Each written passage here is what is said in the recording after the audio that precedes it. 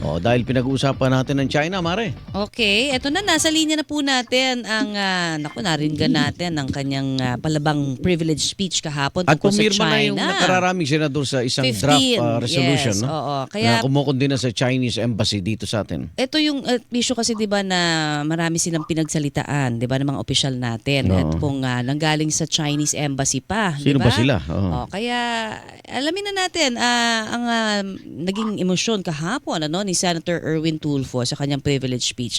Nasa linya na po natin siya, tama ba? Magandang umaga, Senator.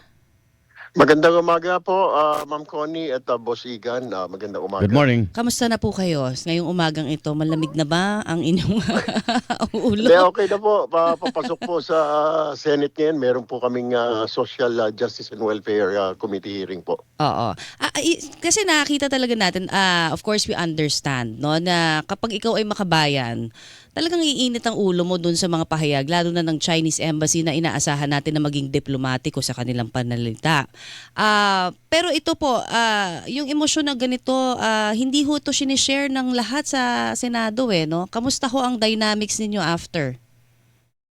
Hindi, ang sa atin lang naman, kaya po tayo nakapag-privilege speech na gano'n. Ang punto ko lamang po, kasi pinapangaralan po tayo about freedom of speech. Ika nga, yung malayang pagpapahayag. Sabi ko lang naman doon, walang karapatan po na mag-lecture ka, turuan mo tayo, turuan tayo ng tungkol sa malayang pagpapahayag. Kung wala naman pong sa kanilang wala nga pong demokrasya po sa kanila yung malayang pagpapahayag dahil yung magsalita ka po doon ay pinapatahimik ka. Ilan na po bang mga militanteng mga nakulong po doon pa lang sa Hong Kong, nakulong po dahil sa pagsasalita laban po sa Beijing. Yung publisher po ng isang dyaryo na makukulong na rin po, may trial po ngayon. So bawal po magsalita. Ang problema po sa atin, malaya pong pagpapahayag. Hindi po yata nagustuhan ni Ginoong Guo Wei, yung kanilang pong spokesperson, bagamat di naman yung ambassador ang nagsasalita, siya po yung nagsasalita na may permiso siguro sa ambassador, na sinesermonan po tayo na wag daw gano'n, na gawin yung caricature o yung litrato ng kanilang Pangulo, ganyan i-drawing na galit, na maskulado. Sa totoo lang, Ma'am Connie, Boss Igan, ginagawa naman po natin dito yan, yung ating mga militante, ating mga estudyante, pag may rally po, di ba, sa mga dyaryo, yung mga Sinusunog caricature pa ng nga ating mga leader, kung ano-ano mga drawing, parang mga kengkoy, sa mga rally. Aha. Maging rally po yan dyan sa laban sa ibang bansa, mga sa US Embassy, mga pangulo nila, kung ano-ano pa mga dinodrawing ng militante, nilalagay ng sungay, buntot, nagagalit po ba? Hindi naman, dahil naintindihan po nila na mayroon pong demokrasya sa atin, na may freedom of speech and expression. So ito lang po, hindi tayo maintindihan. Kaya sinasabi natin, meron nga, yun ho yung punto ko, meron ho tayo. Nagsalita na naman po kahapon, masasayang lang po ang laway ko, hindi naman nila maintindihan po kung ano po yung freedom of expression, yung democracy, dahil wala po sa kanila, Ma'am Connie, Yes, Boss communist Igan. country. Ano to? May panawagang umaksyon ng DFA o ang Senado ba may karapatan ipatawag yung mga kinatawan ng Chinese embassy? Wala pong karapatan, Boss Igan. Actually, Ah. na-raise nga iyan na yung tungkol sa ideklarang persona non grata. Yes. Tanging ang Pangulo lang pala ng bansa ang pwedeng Pwede. magdeklara ng Okay. isang diplomat na ika nga persona non grata. Ang magagawa lang po namin, and we are contemplating pag-uusapan siguro today, kung magpa-file po tayo ng resolution declaring him persona non grata and recommend it to the palace para ang Okay. Pangulo po ang gagawa po ng aksyon.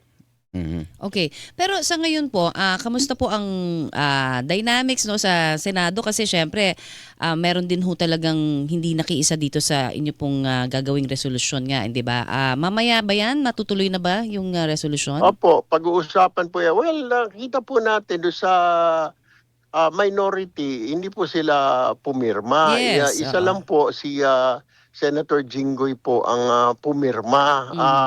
Pero doon sa amin naman si Senadora Pia Cayetano ang hindi naman pumirma. So, ganun pa rin. Siyam po sa kanila, 15 po kami. Aha. May isa kaming minority. Sila naman may isang majority doon sa kabila. Okay. So, yun ang pag-uusapan mamaya. Okay. At siguro doon na lang din sa issue ng marami rin ho kasing mga Pinoy, 'di ba, na puna, hindi ba, na parang hating-hati ang ating bansa pati ba naman sa issue nitong West Philippine Sea o ng China, at ito pong ating mga opisyal na nagsasalita. Ano ho ang siguro magiging direksyon siguro na papatupad po ninyo diyan sa Senado? Sa totoo lang, Ma'am Connie, Sir Igan, nakakahiya na po sa taong bayan kasi ang dami po nating problema. Inuuna pa natin yan, uubos tayo ng oras sa mga ganyang mga salita. Ang isa pa po, yung pong impeachment. Biro mo, tayo lang yata ang bansa na i-impeach ang presidente, i-impeach ang vice president. Wala pong matitira. Mas marami po pong pressing issues po ngayon. Tulad po, nung election po, pinangako po na reresolbahin yung mga presyo ng mga bilihin, yung mga pati itong mga healthcare na ito, yung libreng pagpapagamot o murang pagpapagamot, hindi pa rin ho natin nagagawa. Ilang buwan na ho yan after elections, mag-iisang taon na ho kami nakaupo. Wala pa rin po nangyayari because nakafocus nga po sa kung ano-anong issue. Imbis na mag-focus po tayo doon sa problema ng tao na pangako ng eleksyon, murang mabilihin, libreng pagpapagamot, hindi po nakatuon po sa dyan, kagaya niyan, nagsasayang po tayo ng oras. Sa akin, hayaan na lang siguro natin, tama na po, nakapagsalita na po kami, sige, nagka-ikundi na, mamayang hapon, pero siguro we can move on. Tapos siguro, isa pa, pakiusap ko pareho sa lower house and na upper chamber, baka let's focus po muna. Isang tabihin muna natin yung mga impeachment ho na yan, pareho. Impeachment ng Pangulo, impeachment ng Vice Presidente. Nauubos po yung oras ng mga committee ho. Marami ho dapat pag-usapan. Ang dami hong mga issues tayo, pero inuuna po natin yan. Pero parang ang suggestion syempre na ito, 'di ba, parang kailangan talagang may accountability. Syempre exactly, ang Ma'am dami Connie, pong pero nanghihingi we have to nun. prioritize. Ano ba? Okay, hindi ko sinasabi na palagpasin natin. Apo. Okay, we will devote time po and effort sa impeachment pareho ng Pangulo, ng Vice Presidente. Sa Vice Presidente nga, twice na effort na naman yan. Tapos eto tayo, yung pag-uusapan natin, yung chamber mamaya na yung resolution na kundinahin. Ang punto ko lang naman, Ma'am Connie at saka Boss Igan, we can do more. I mean, there's more problem, a lot of problems. Ito nga problem na ito, itong sa China nga, dapat kung ako, ayaw ko na sagutin dahil hindi naman ho namin ka-level yung spokesman na ho na yan, di ba? Oo. At bahala na po ang DFA. DFA na po ang magkastigo ho dyan. Tapos, ito po yung iba pa mga problema ho natin. Yung dapat ho natin asikaso, alam naman ho ninyo yan, di ho ba? Kasi naipangako po namin ng mga politiko, mababang presyo, yung murang pagpapagamot, hindi ho Iba ho yung Iba. direksyon natin Okay, speaking of direction, may impormasyon ako, mukhang questionin na naman ni Senador Rodante Marcoleta itong Senate Blue Ribbon Committee na parang kid gloves, no, sa ilang mga iniimbitahan yung resource person. Ikaw ba sa direction ng Blue Ribbon kaugnay ng flood control projects, natutuwa ka ba o marami kasing nainip na, Mare? Oo. Okay naman ang direksyon under Senator Lacson?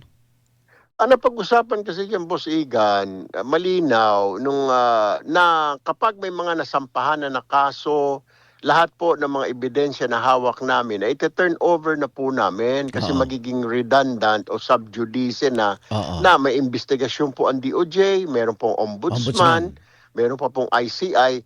Sobra-sobra na ho. I-turn over. Ako ho, sang-ayon ako na i-turn over na lang. Siguro gumawa po tayo ng committee report. At doon po, doon sila mag-file ng kanilang minority report after the committee report na kontra sila doon sa committee report. Pero wala pa nga hong report Pero yun na nga, napag-usapan naman, alam naman ho na lahat na pag may sinampahan na ng kaso, gugulong na po yung mga investigasyon na yan doon sa mga agencies like DOJ, Ombudsman, ICI, bibitaw na po kami para hindi na po magdodoble-doble. Okay. Ako naman, panghuli lang sa akin, Senator Tulfo. What is your take dito po sa sinasabi ho ni Senator Trillanes na dapat talagang ma-ethics committee itong kasamahan niyo po, Senator Bato de la Itigil yung Rosa. pagpapasweldo. Oo. Ano ho ba ang inyong posisyon dyan? Well, nasa sa amin, nasa ethics committee na po yan. Kung yan po, kung may mag-file po ng reklamo, didinggin naman po yan. I'm sure papakinggan ho natin yan. Actually, ma'am, meron nga po akong ifa-file na bill. Sa inyo ko pala ho sasabihin ngayon. Oh, Opo. salamat. Kasi po sa ibang bansa po yata, meron pong, I don't know, I just forgot what country is that. Doon kanila sa upper chamber at lower chamber. Yung sa lower chamber, ang kanilang ethics committee ay composed of the senators. Opo. Doon naman sa Senate ay composed of the Congress. Baliktad. So para ika nga, walang takipan. Mm-mm. I would file a bill kung papayag po yung mga kasama kayo, kung lulusot, Oo. na yung ethics committee natin will be composed of a congressman. Pagkatapos yung ethics naman doon sa kabila will be composed of the Naku, senators. may interparliamentary courtesy. Yun Di na ba? nga ho, Oo. problema kung papasa, Boss Igan, okay. yun ang problem Ang natin. nakikita nyong dahilan para mas magiging, syempre, parang balanse. Transparent. Kasi hindi nyo kasamahan, hindi ba kung halimbawa Baka iimbestigahan. kahiyaan eh. Parang ganon. Oo. Opo. Alright. Okay. Senador, Thank salamat. you po. Thank you, sir. Salamat po, Boss Igan. Salamat po, Ma'am Connie. Magandang umaga po. Senador Erwin Tulfo, sa ilang mga isyong kinakarap ngayon ng Senado. Kaugnay nito mga pahayag ng embassy ng China at yung direksyon ng kanilang Senate Public Accountability Committee, kilala bilang Blue Ribbon. Tagatid sa atin sa oras, alas 9:25 sa One on One. Walang personalan. One on one, walang personalan.